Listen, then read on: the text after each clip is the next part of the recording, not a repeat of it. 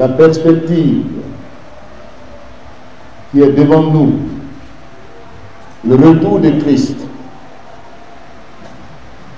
c'est dans cette perspective-là que nous devons comprendre l'urgence de l'heure. Nous vivons des temps déterminants. Et il y a une urgence. L'Église ne doit pas rater le coach. L'Église ne doit pas se taire. L'Église ne doit pas baisser les bras. L'Église doit se lever. L'Église doit agir. Dans la conquête où nous sommes engagés, nous devons soumettre par la force nos ennemis. Nous devons arracher le maximum à l'ennemi. Nous devons appauvrir le royaume de Satan et enrichir le royaume de Dieu. Telle est ce matin la démarche que j'aborderai ce matin avec vous. Il est urgent que l'Église se lève, que l'Église passe non seulement à l'offensive, mais que l'Église comprenne que la perspective qui est devant nous, c'est que Jésus-Christ revient bientôt. Alléluia. L'évangile que nous prêchons, les deux piliers sont déjà accomplis. Sa mort, sa résurrection, c'est des faits. Mais ce qui reste, et qui doit être pour nous l'essentiel dans ce que nous faisons, pour avoir une vision spirituelle, si nous manquons cette perspective, si nous oublions cela, quelque chose va être absent dans notre marche chrétienne. Nous pouvons tout faire, tout accomplir, mais si nous perdons de vue que Jésus revient bientôt, notre foi n'a pas réellement le feu qu'il faut pour se maintenir.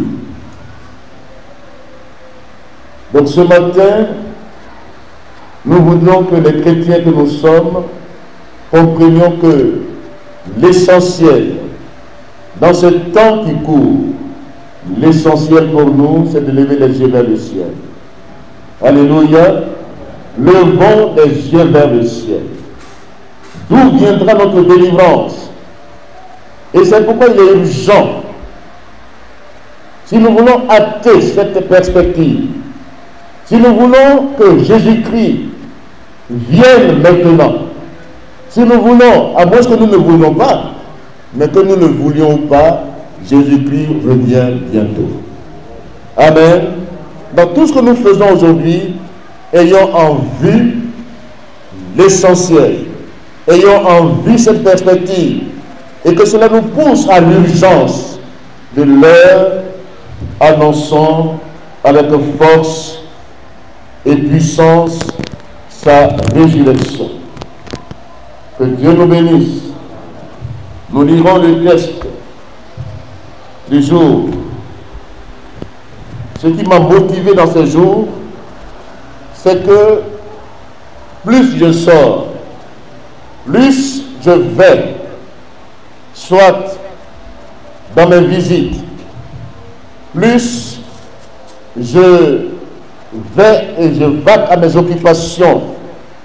En tant que pasteur, je constate beaucoup de choses. C'est que ceux qui sont audacieux, ceux qui prennent les devants, souvent, ce sont ceux qui ne connaissent pas réellement le Seigneur. C'est eux aujourd'hui qui sont en vue, qui prennent le devant, qui se mettent dans les rues, dans les quartiers, et qui annoncent souvent un autre évangile. Et nous qui avons l'évangile de Jésus-Christ, nous nous tairons quelque part, nous sommes cachés, nous avons honte, et nous laissons les choses se faire ainsi. Et nous sommes préoccupés par beaucoup de choses. Des choses inutiles nous préoccupent, nous prennent du temps, et nous laissons de côté l'essentiel, l'urgence de l'heure. Que Dieu nous vienne en aide ce matin. Nous lisons Matthieu chapitre 24, les 13 premiers versets. Matthieu chapitre 24,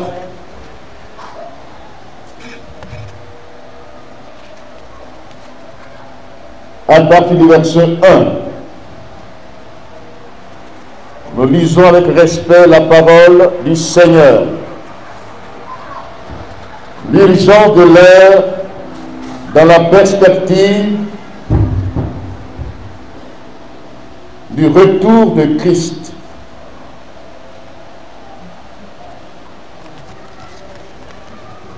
Comme Jésus s'en allait au sortir du temple, ses disciples s'approchèrent pour lui en faire remarquer les constructions. Mais il leur dit, voyez-vous tout cela? Je vous le dis en vérité, il ne restera pas ici, pierre sur pierre, qui ne soit renversé. Il s'assit sur la montagne des Oliviers, et les disciples vinrent en particulier lui faire cette question. Dis-nous, quand cela arrivera-t-il? Et quel sera le signe de ton avènement et de la fin du monde? Jésus leur répondit, prenez garde que personne ne vous séduise. Amen. Car plusieurs viendront sous mon nom, disant, c'est moi qui suis le Christ. Et ils séduiront beaucoup de gens. Vous entendez parler de guerre et de bruit de guerre. Gardez-vous d'être troublés, car il faut que ces choses arrivent. Mais ce ne sera pas encore la fin. Une nation s'élèvera contre une nation, et un royaume contre un royaume. Il y aura en divers lieux des famines et des tremblements de terre. Tout cela ne sera que le commencement des douleurs. Alors on vous livrera au tourment, et l'on vous fera mourir, et vous serez haïs de toutes les nations à cause de mon nom. Alors aussi plusieurs succomberont, ils se trahiront, se haïront les uns les autres. Plusieurs faux prophètes s'élèveront, et ils séduiront beaucoup de gens. Et parce que l'iniquité se sera accrue, la charité du plus grand nombre se refroidira. Mais celui qui persévérera jusqu'à la fin sera sauvé. Verset 14. Cette bonne nouvelle du royaume sera prêchée dans le monde entier pour servir de témoignage à toutes les nations. Alors viendra la fin. Que Dieu bénisse sa parole. Cette bonne nouvelle du royaume sera prêchée dans le monde entier pour servir de témoignage. Alors viendra la fin. Voici l'urgence de l'heure. Christ a dit que cette bonne nouvelle du royaume, s'agissant des signes, nous le verrons en détail ce matin, mais je vais d'abord parler de l'urgence de l'heure. Cette bonne nouvelle du royaume sera prêchée dans toutes les nations, alors viendra la fin. En face des réalités actuelles, des temps nouveaux, des temps dans lesquels nous sommes, en face de toutes ces pressions, de toutes ces situations que l'actualité nous présente, nous devons ne pas perdre de vue l'essentiel. Rendons avec force témoignage que notre Seigneur revient bientôt. Annonçons son retour, attends son retour. Cette prophétie positive doit nous motiver à l'action. Dans la Bible, il y a des prophéties négatives, il y a des prophéties positives. Aujourd'hui, Internet est un moyen puissant de communication de tout genre. Le monde aujourd'hui est devenu un petit village où tout est vu et su à la seconde. Les réseaux sociaux, les fake news, mais aussi la vraie information sont données par les médias. Rien ne reste sous silence. Tout est question d'être dans l'événement, d'avoir de l'audience. Il y en a qui font du buzz, beaucoup d'activistes, de cyberactivistes font du buzz sur les réseaux sociaux. Mais pour nous, nous devons saisir l'opportunité. Alléluia. Pour réaliser cette prophétie, nous voulons dire notre encouragement aux chaînes de télévision chrétiennes, les médias chrétiens. Le nouveau combat spirituel est à ce niveau. Les combats dans la communication aujourd'hui, les nouveaux combats que nous devons comprendre et vivre, c'est les combats de la communication. Les combats où le monde entier écoute et voit à la seconde. Un événement qui se passe à la seconde est vu et su de tout le monde. Et c'est pourquoi l'Église doit saisir cette opportunité pour réaliser cette prophétie positive. Les chaînes de télévision telles que LMTV, Impact TV, MCI, etc. Ces chaînes de télévision proclament la parole de Dieu. Alléluia. Ces chaînes de télévision annoncent et réalisent cette prophétie pour que le monde entier entende l'évangile, pour que tous les individus de toutes les races aient l'occasion d'entendre et d'accepter l'évangile de Jésus-Christ. Ainsi, la responsabilité de Dieu et celle des croyants sera dégagée. Ézéchiel 33, versets 1 à 20. Nous sommes des sentinelles. Nous devons avertir.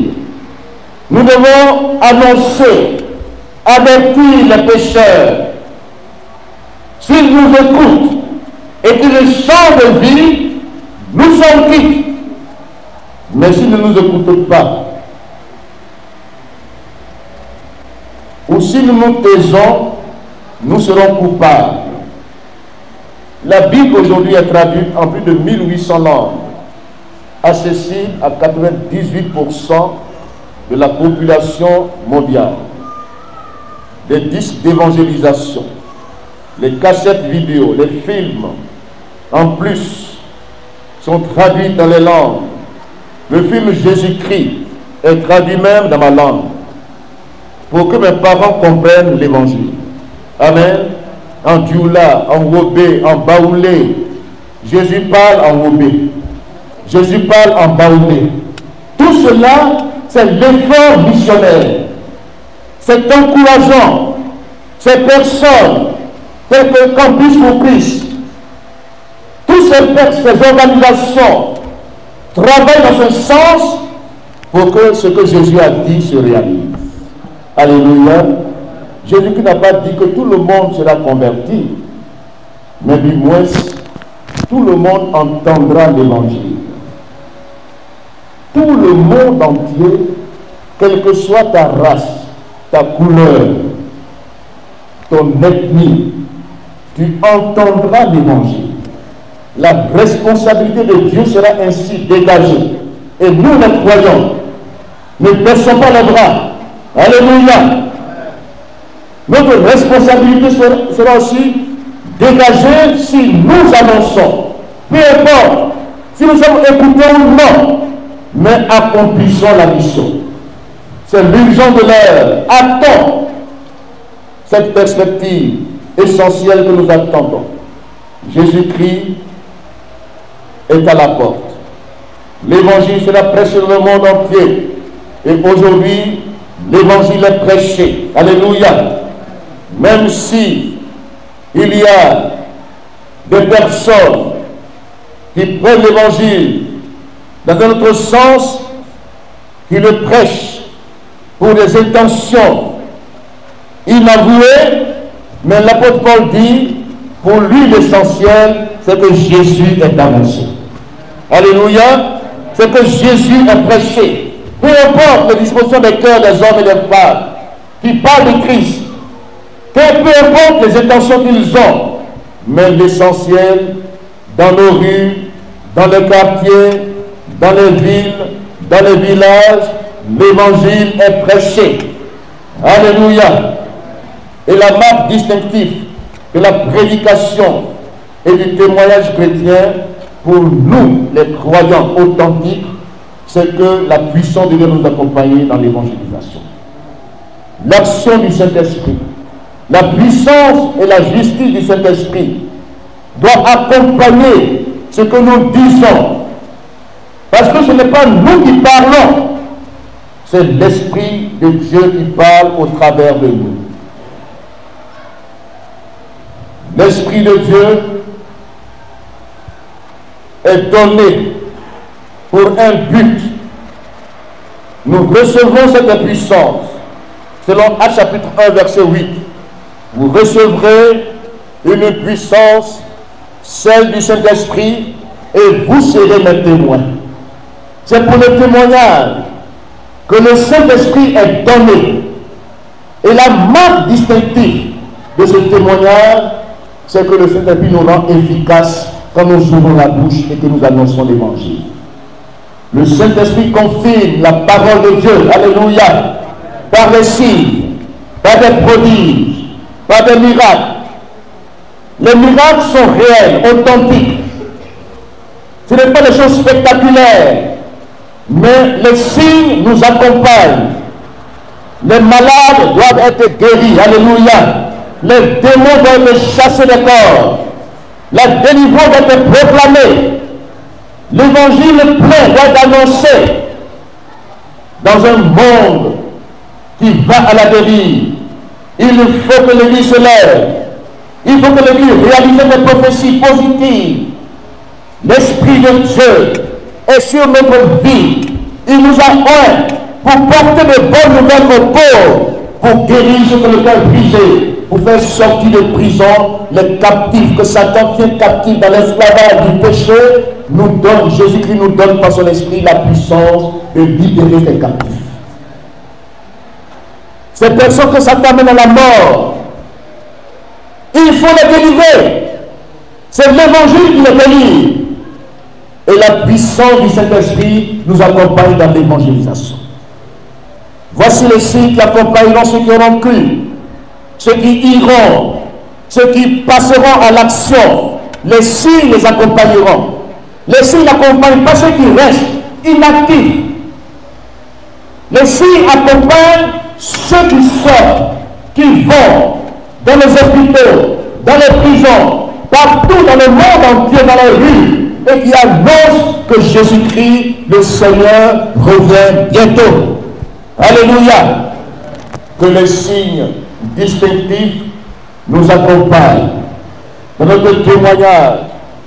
Que les démons sortent des corps, que les malades soient guéris, que les vies soient libérées. L'apôtre Paul ajoute que l'évangile ne consiste pas seulement en paroles, mais dans une démonstration d'esprit et de puissance. Alléluia. Tous les évangélisateurs, tous ceux qui annoncent l'évangile, non seulement en ouvrant leur bouche, Dieu confirmera ce qu'il dit. Le Seigneur confirme la parole de ses envoyés. Alléluia. Ce matin, comprendre les gens de l'heure.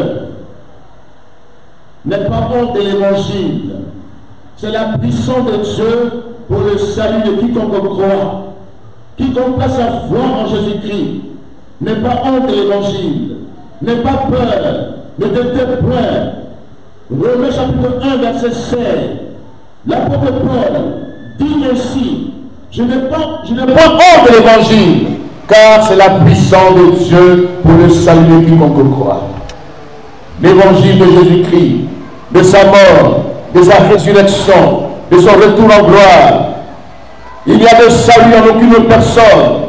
Il n'y a été donné sous le ciel aucun autre nom par lequel nous puissions être sauvés. L'unique nom, l'unique vérité, l'unique chemin, l'unique vie, c'est Jésus-Christ. Alléluia. Il faut l'annoncer. Il ne faut pas entrer dans un compromis. Il ne faut pas accepter des choses contradictoires. Il faut l'annoncer avec force et puissance. Alléluia. S'il n'y a personne, l'apôtre Paul dit la même chose, s'il n'y a personne pour y aller, comment croiront-ils? Romains chapitre 10, verset 8 à 15.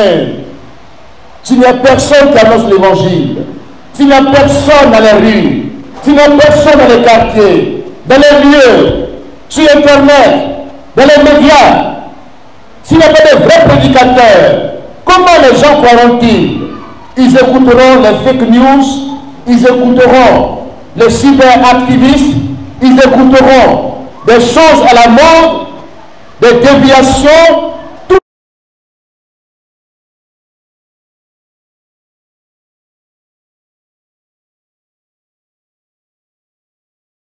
est fondé sur les Saintes Écritures. Ce matin, sois conscient de l'appel de Dieu sur ta vie. Sois conscient de l'appel de Dieu sur ta vie. Un chrétien, c'est quelqu'un que Dieu a fait sortir du contexte du monde. Il a appelé à lui pour être avec lui, pour devenir un envoyé. Non seulement Dieu t'appelle, mais Dieu t'envoie en mission. Ce n'est pas les titres qu'il faut rechercher. Les gens recherchent les titres. Je ne suis pas pasteur, je ne suis pas évangéliste, je ne suis pas prophète, donc les gens sont à la recherche des titres. Or, tout croyant, tout chrétien est appelé par Dieu. Il a sur sa vie l'appel de Dieu. Il est un envoyé. Il est un apôtre. Il est envoyé avec une mission, un ordre de mission pour aller, pour délivrer les captifs. Alléluia. Dieu n'est pas focalisé sur le genre ou bien sur la distinction entre les personnes. En Christ, il n'y a ni femme ni homme. Nous sommes tous un en Christ. L'Esprit de Dieu qui est descendu sur les serviteurs et sur les servantes. Vos jeunes gens auront des visions. Vos jeunes filles, les hommes, les femmes, même les enfants. On a vu les enfants convertis à 4 ans. Billy Graham est converti à 4 ans. Il était l'un des plus grands prédicateurs de tous les temps, et sinon de sa génération. Des chaînes de télévision, on a vu Jimmy Swaggart, on a vu Rena Bonke, toutes ces personnes-là, ils ont porté la parole de Dieu dans le monde entier. Et nous sommes les fruits de ce témoignage. Alléluia. Nous avons le tour maintenant. Des gens se sont sacrifiés pour venir vers nous, dans notre quartier, dans notre maison, pour nous annoncer que Jésus nous aime. Maintenant, toi tu es sauvé. Qu'est-ce que tu fais maintenant? De ceux qui t'entourent, de ceux que tu dépasses. Levons-nous pour accomplir l'urgence de l'heure dans la perspective du retour de Christ. Soyons conscients de l'appel de Dieu. Nous sommes des envoyés, chargés de mission par le Seigneur ressuscité. Que notre vie soit un témoignage. Que notre vie soit un signe. Alléluia. Que ma vie soit un signe. Un homme qui était esclave du péché, que Jésus a délivré. Son témoignage, c'est sa vie.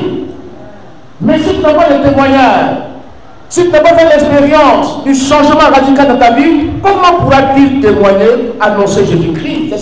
C'est ça qui nous bloque aujourd'hui. Beaucoup viennent, ils adhèrent aux principes religieux. Ils viennent au culte. Ils viennent dans les rassemblements. Ils viennent. Mais ils n'ont pas fait l'expérience d'une rencontre personnelle avec le Seigneur. Ils n'ont pas de témoignage. Or, témoigner, c'est dire ce que tu as expérimenté. Ce qui s'est passé, ce que tu as vu. Ce qui a eu de l'impact sur ta vie.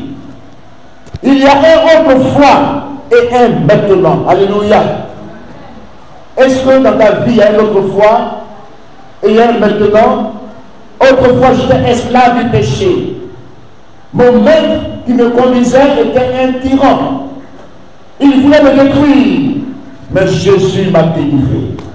Jésus m'a arraché de sa main. Je suis enfant de Dieu. Désormais, mon nouveau maître, le Seigneur Jésus-Christ, qui m'a appelé à lui, m'envoie. Alléluia. M'envoie avec une mission. Une autre mission. Je dois en être conscient ce matin. Ce n'est pas devenir chrétien, ce n'est pas seulement remplir les bancs de l'église, ce n'est pas seulement venir au culte de dimanche, mais devenir chrétien, c'est devenir témoin du Christ. Témoin du Christ. Que ta vie soit ton témoignage. Que ta vie soit ainsi. Que dans ta maison, les gens remarquent que tu as changé. Que ta vie a changé. Que tu n'es plus la même personne. Les gens vont attester que Jésus-Christ a touché ta vie. Voyez-vous, les gens nous regardent. Mais quand ils constatent que c'est la même personne qui vient à l'église, rien n'a changé dans sa vie. C'est les mêmes paroles, les mêmes gestes, les mêmes comportements. Mais il n'y a pas d'impact réel qui est le sel et la lumière du monde. Que ta vie soit ainsi. Aussi, ce que Jésus a fait dans ta vie. Tu étais malade, il t'a guéri. Comme ce cas. Mais quand on cherche miracle, c'est pas si miracle. Nous on cherche miracle loin. C'est-à-dire comment cette année, depuis cette année, comment il venait au temple? Comment il venait, comment il se traînait? Comment il ne pouvait pas s'asseoir? Et c'est le même c'est qu'aujourd'hui qui préside, qui annonce que Jésus-Christ est Seigneur. Il y a un témoignage vivant. Alléluia. Témoignage de guérison. Ne cherchons pas ailleurs. Dieu est parmi nous. Dieu agit parmi nous. Jésus-Christ est le même hier, aujourd'hui, éternellement. Saisissons sa parole. Prenons Dieu au mot. Tu as dit, Seigneur, voici les signes, voici les miracles. Que ces miracles m'accompagnent dans ma vie. Alléluia. Tu es témoin de la résurrection du Christ. Ta vie est un témoignage. Ta vie est un témoignage vivant. Alléluia.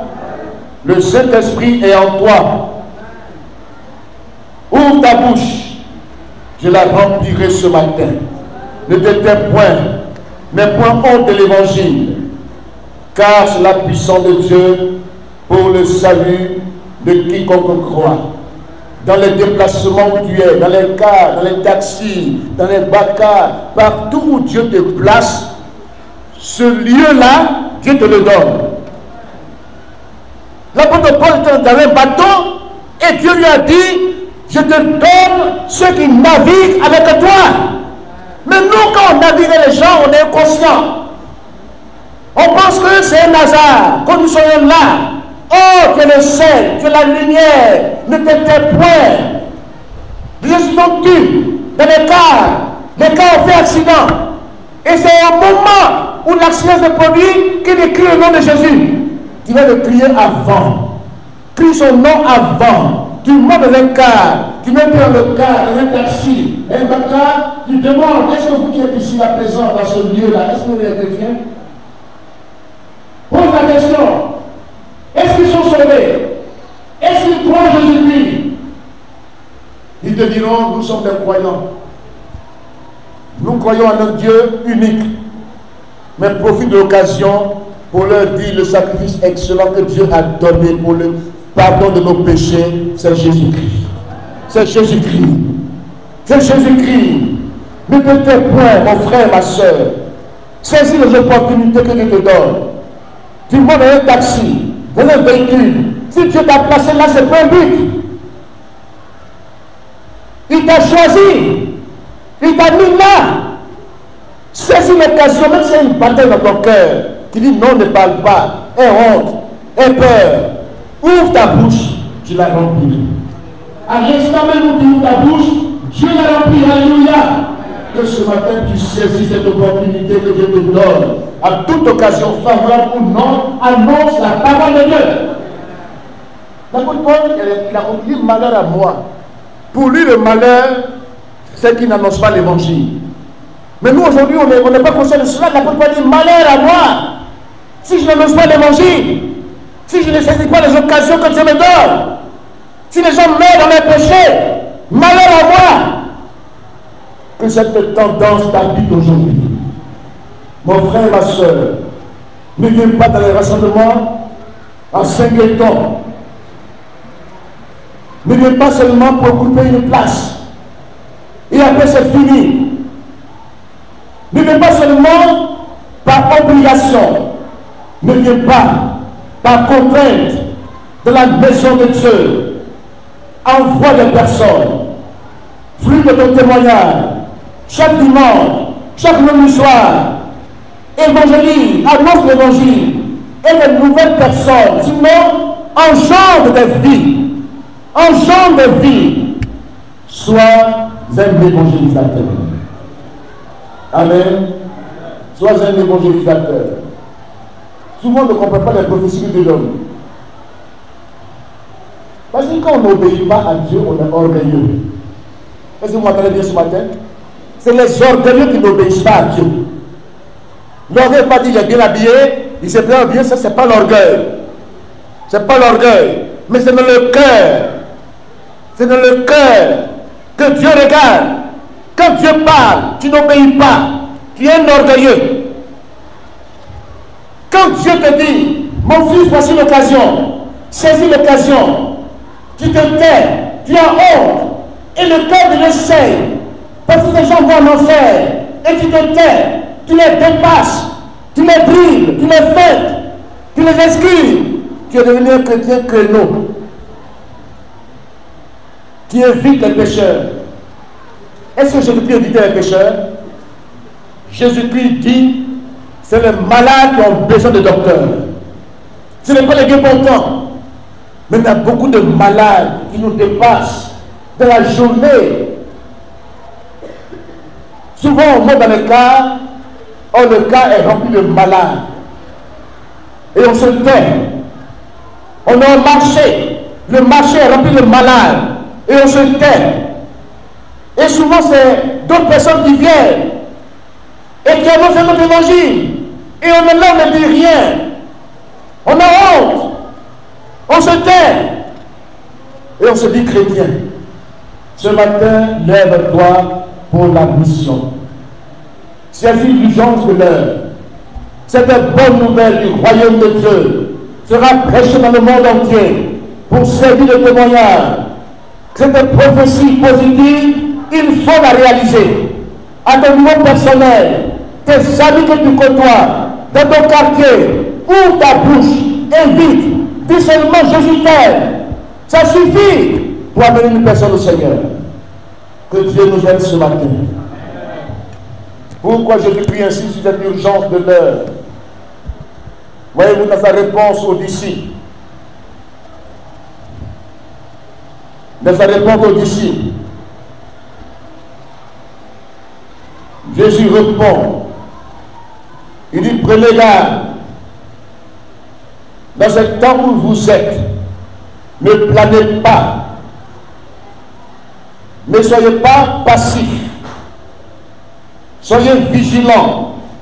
Prenez garde que personne ne vous séduise. Que personne ne vous séduise. Vous savez, nous vivons un temps de grande séduction. Il y a deux menaces. Quand Jésus-Christ parle ici des signes des derniers temps, il s'adresse d'abord au peuple de Dieu. Alléluia. Et nous verrons plus tard, il s'adressera au monde entier. D'abord, dans sa réponse, la question des disciples est double. Il y a des événements qui sont déjà produits dans le temps pour le peuple d'Israël. Sa captivité en l'an 70, où Jérusalem a été rasée. Quand vous lisez la 24, il y a des choses qui sont déjà accomplies, mais il y a des choses qui vont s'accomplir dans le temps où nous sommes. Amen. Et c'est à nous, en tant qu'Église, que Jésus répond. Dans sa double réponse, il dit: prenez garde, mes frères, mes sœurs, prenez garde, soyez vigilants, ne planez pas, ne soyez pas dans les airs, ayez les deux pieds sur terre, pour l'heure, l'ennemi qui a une grande crainte. Satan a une grande crainte du retour de Christ.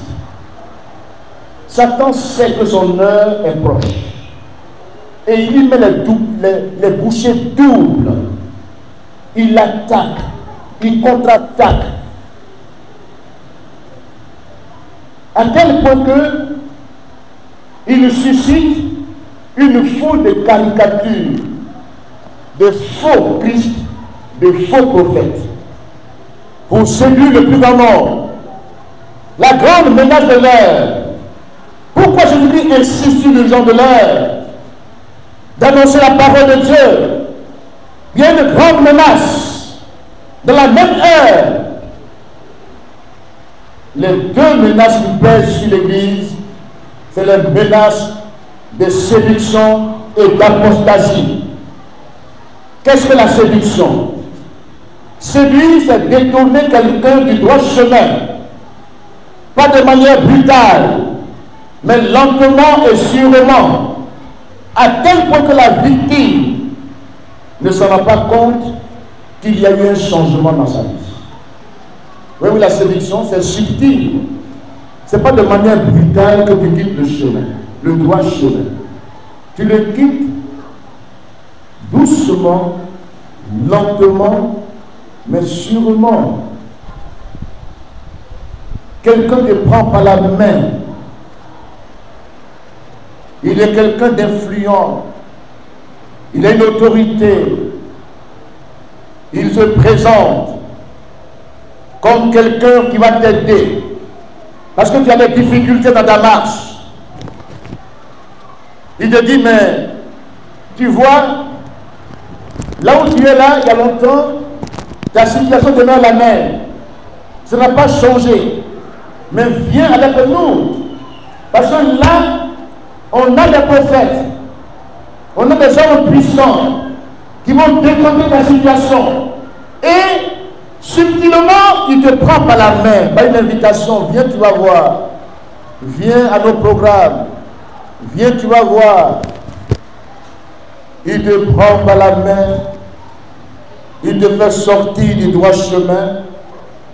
Pas de manière brutale, mais de manière lente. Mais de manière sûre. À tel point que tu ne t'en rends pas compte que tu as changé de direction.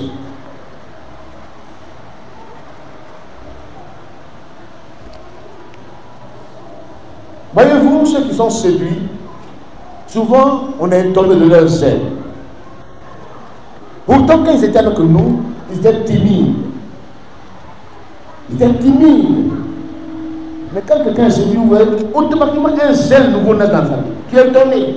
Mais comment la personne timide qui était ici, qui ne parlait même pas, comment maintenant elle peut se lever pour avoir un zèle amer?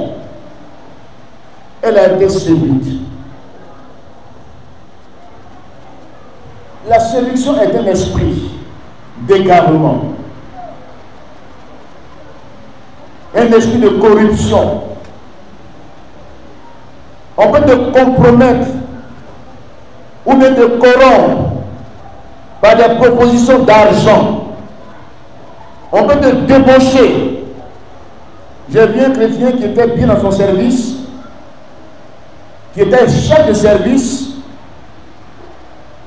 un chrétien qui était engagé dans l'église, chef de sa société, et les gens venaient de notre pays. Voyant ses compétences, ils lui ont proposé plus. On dit, mais tu gagnes combien ici? Il dit, oh, ce que j'ai ici, en tant que chef de service, j'ai 2 millions par mois. On dit, non, ce n'est pas beaucoup. On va donner 5 millions. Quand il a vu la proposition, à l'échange, il a quitté son service.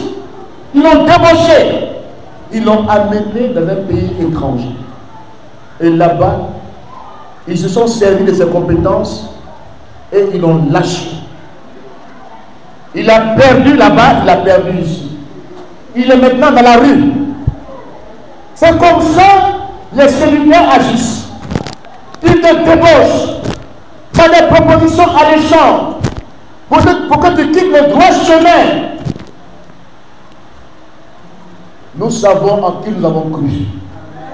Même si un ange descend du ciel pour nous annoncer un autre Jésus qui soit anathème.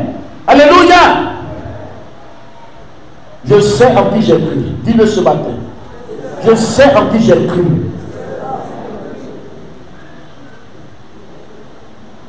J'ai en moi l'essentiel. Alléluia. Les gens qui font semblant, qui viennent à toi, qui ont des apparences extérieures, de douceur, de paternité, de compassion fausse, mais qui cachent leur vraie identité. C'est des séducteurs. Ils veulent te débaucher et te déshonorer pour que tu tombes. Ils veulent te faire tomber dans l'erreur. Ils veulent abuser de toi, t'égarer, te tromper. Ne sois pas séduit par les apparences. Alléluia. Les apparences ont une douceur trompeuse. Les apparences ont une douceur trompeuse. Ne te fie pas aux apparences. Il va te convaincre, te persuader. Il va te toucher dans ta sensibilité avec l'intention de créer en toi des illusions en employant tous les moyens pour te plaire. Ils veulent appâter. C'est comme tu veux pêcher un poisson dans l'eau. Qu'est-ce que tu fais? Tu jettes un appât. Les séducteurs jettent un appât. Ils connaissent que tu aimes cet appât-là. Ce que tu aimes là, c'est ça que Satan utilise pour te séduire.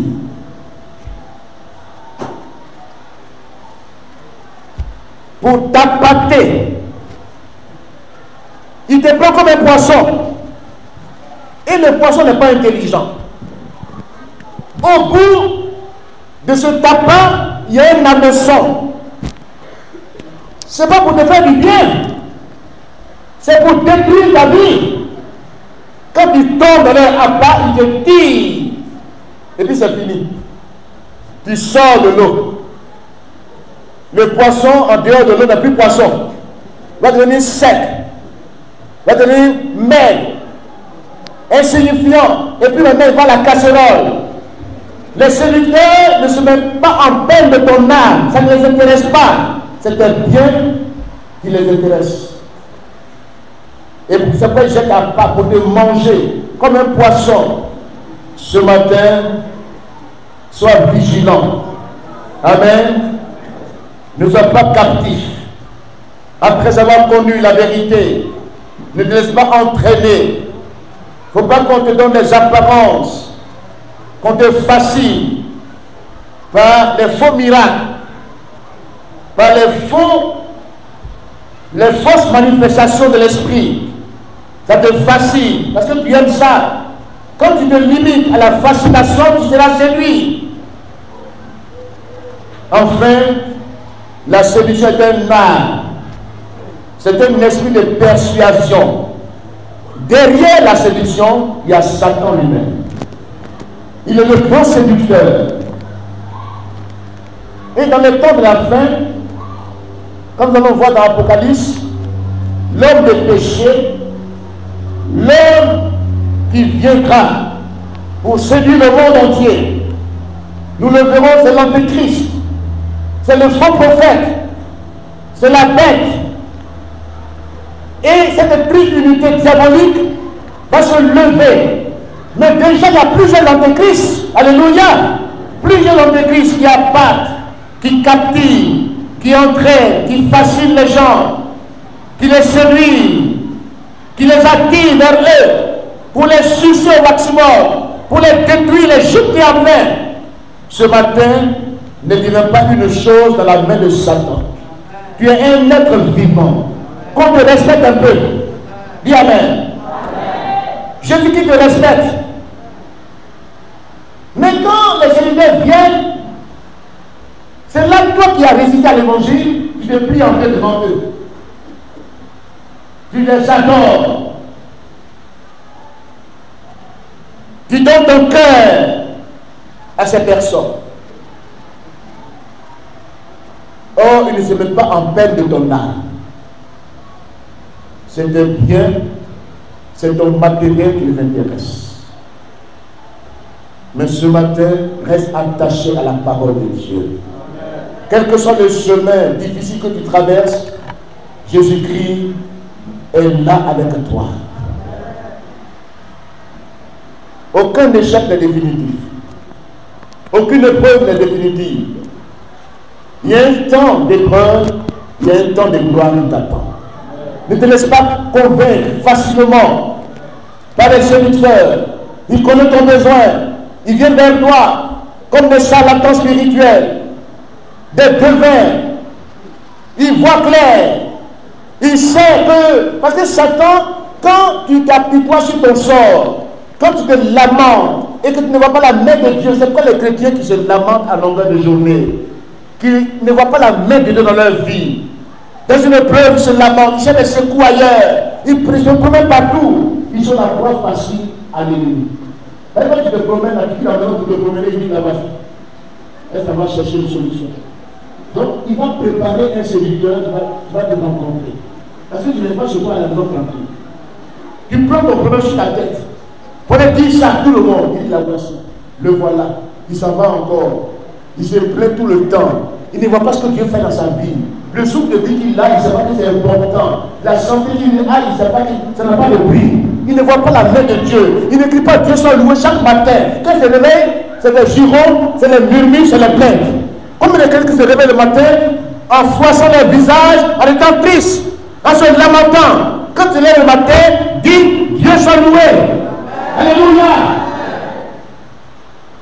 Quand tu es content, Satan est triste.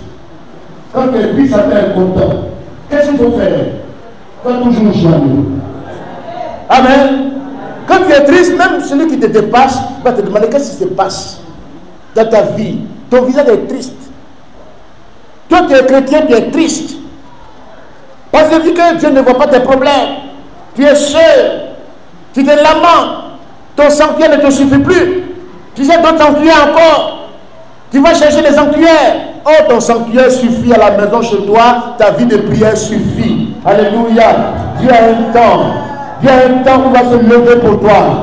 Ne cours pas après les prophètes. Ne cours pas après les faux, les séducteurs. Dieu est avec toi. Dieu s'en charge. Déjà dans le Seigneur de tous tes soucis, tes inquiétudes. Il prend soin de ta vie. Ne te charge plus. Déjà ce matin, le Seigneur prend soin de ta vie. Dans ce jour, je préparais la visite depuis lors. Véhicule là, ça me fatigue en panne tout le temps. Je me dis, bon, vraiment, je dépense beaucoup sur le véhicule. Mais ce qui est étonnant, c'est que ce véhicule-là, quand il va tomber en panne, c'est dans un lieu bien précis, où il va trouver du secours. Et puis, dans ces jours-là, je roulais, ne sachant pas que les biellettes là ont cédé.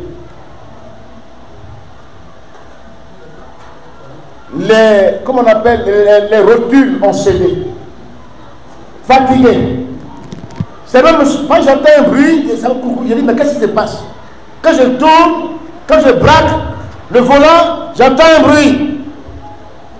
Mais je suis parti au mariage du frère d'Abayaté.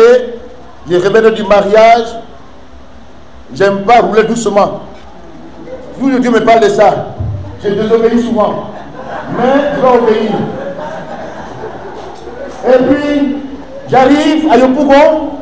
Je devais retourner dans mon quartier après le mariage. On dit non, allons. Je suis venu à Yopougon. J'ai dit, mais le type, il a mal fait le paralyse. Il va aller parce qu'il va aller faire la visite.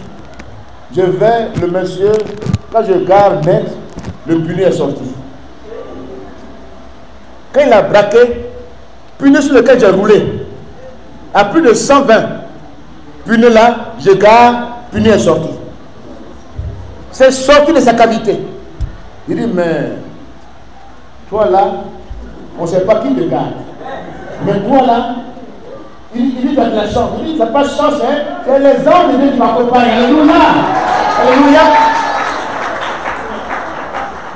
Moi-même, quand j'ai vu le puni sortir, il dit que ça allait sortir comme ça des deux côtés, et puis tu allais faire tonneau. Ne sachant même pas ce qui se passe en bas. Mais Dieu m'a épargné. Ce Dieu-là, comment je peux me lever tout triste? Ce que Dieu fait pour toi est grand. Et puis tu te lèves tout triste. Tu te plains. Tu te lamentes. Et à force de te lamenter, ta situation ne change pas. Parce que tu n'es pas reconnaissant à Dieu. Et les séducteurs t'attendent. Toi, tu connais le Seigneur. Il est que toi. Il te protège. Il combat pour toi. Il dit passe à l'action. Et toi, tu es là. Tu te focalises sur ta situation. Tu ne fais que pleurer. Tu ne sors même pas pour dire à quelqu'un que Jésus t'aime. Tu penses à ta situation, à tes problèmes. Tu as un projet qui est bloqué. Ce qui peut débloquer ce projet ce matin, c'est en te levant. Amen. Comme je disais dans l'offensive missionnaire, comme c'est l'épreuve spirituelle, se sont levés. Lève-toi mon frère. Que le séducteur ne te trouve pas assis.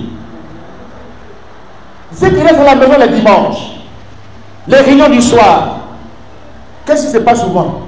Ils sont abordés par les séducteurs. Quand lui doit venir à la réunion du soir, au cul de dimanche, il reste à la maison. Et puis, les témoins de Jéhovah, c'est leur stratégie. Pour aller pêcher les poissons qui ne reconnaissent pas leur eau. Ils mettent à pas devant eux. Ils ne reconnaissent pas leur origine. Ils cherchent, est-ce que dans l'eau il n'y a pas verre de terre, il n'y a pas de nourriture dans l'eau là. Et puis quelqu'un met à part, tu veux prendre à part. Oh, il y a un maison au bout. Et ils se promènent. Ils ne vont pas à l'église le dimanche. Et c'est le dimanche qu'ils évangélisent, qui se promènent pour les prendre les rétrogrades. Les chrétiens qui sont devenus comme des grumets spirituels. Ils sont tellement lourds maintenant qu'ils ne peuvent plus se déplacer. Grumet a gagné. Avec un gros poids. Et puis il a gagné. Ne sois pas au garage. Sors du garage spirituel au nom de Jésus-Christ. Sois en activité, en mouvement. Les séducteurs sont beaucoup aujourd'hui. L'apostasie, par contre, c'est l'abandon de la foi véritable dans les doctrines fondamentales, telles que le salut par l'œuvre du Christ. Il dit que ça ne suffit pas. Il faut y ajouter une œuvre. Il faut élever des autels pour ta vie. Il faut faire tel ou tel sacrifice. C'est l'apostasie, c'est la séduction. Vous m'entendez bien ce matin? On nie la grâce de Dieu. Sauf le salut. On y ajoute d'autres doctrines pour dire non, ça ne suffit pas. La mort de Christ ne suffit pas. Son sang ne suffit pas. Pour enlever sur ta vie la malédiction, il faut d'autres pratiques. Il faut payer encore. des prières à payer, des cérémonies à faire. C'est l'apostasie, c'est l'erreur doctrinale et qui amène beaucoup à quitter le droit chemin. Amen. Les deux menaces sur l'Église, sur ta vie, la séduction et l'apostasie. Abandon de la foi véritable en des doctrines fondamentales. Les vérités les plus essentielles de la foi sont mises au second rang. L'on présente un faux Christ, incapable d'expier les péchés. Un autre évangile qui exclut la grâce de Dieu, qui nie le péché. La manipulation, l'envoûtement, le commerce, des magiciens. L'apostasie a deux sources. Les faux docteurs, les faux prophètes s'introduisent dans l'Église. Les leaders d'Église, les leaders ambitieux s'affrontent à l'intérieur de l'Église et créent des scissions, des divisions pour mettre des disciples après eux. Ça, c'est la séduction. C'est l'apostasie. Amen. Vous voulez que je termine? Je vais terminer par ceci. Je vais continuer le mardi soir. La parabole des deux fils. On ignore souvent le fils aîné. On parle de la parabole de l'enfant prodigue. On s'arrête là. Mais il y a deux fils. Il y a le fils aîné qui est ignoré. Or, c'est le symbole de l'apostat. Le premier né dans une famille, c'est celui qui a vu le jour avant, qui était le premier à être éclairé, qui a vu la lumière au niveau de la connaissance du géniteur, du Père, qui a eu les premiers contacts avec le Père, les premières relations avec le Père, mais qui ignore la nature du Père et le cœur du Père. Amen. Il sert le Père au même titre qu'un mercenaire, parce qu'il méconnaît le cœur du Père. Il méconnaît la nature du Père.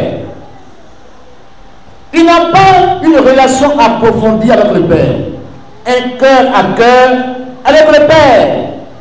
Il est resté distant du Père, dans une simple connaissance intellectuelle du Père, une orthodoxie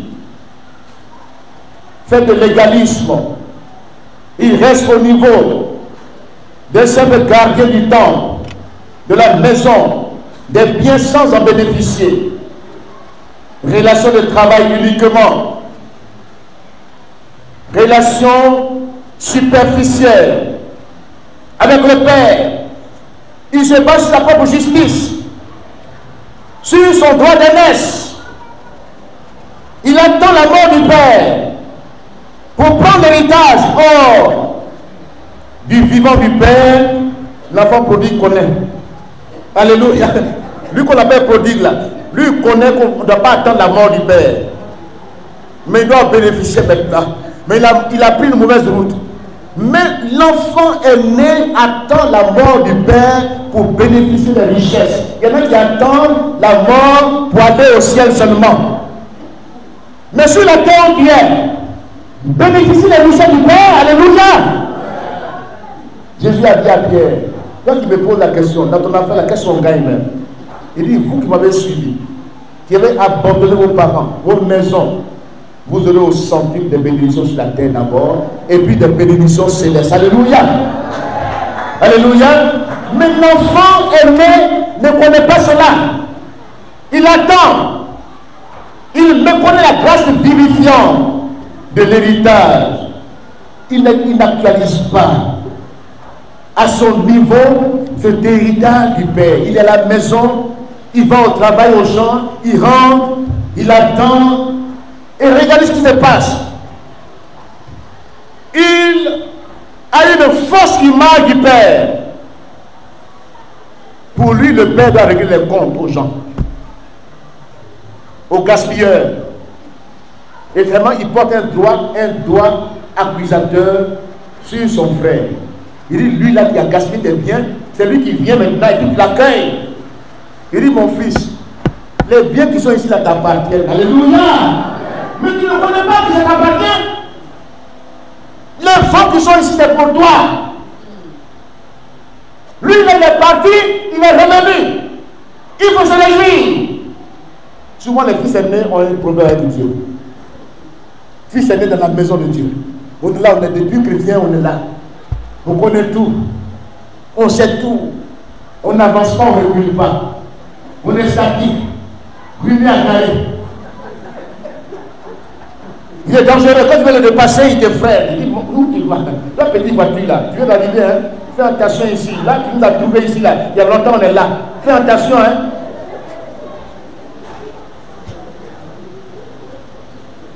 Les fils aînés ont un problème avec le père.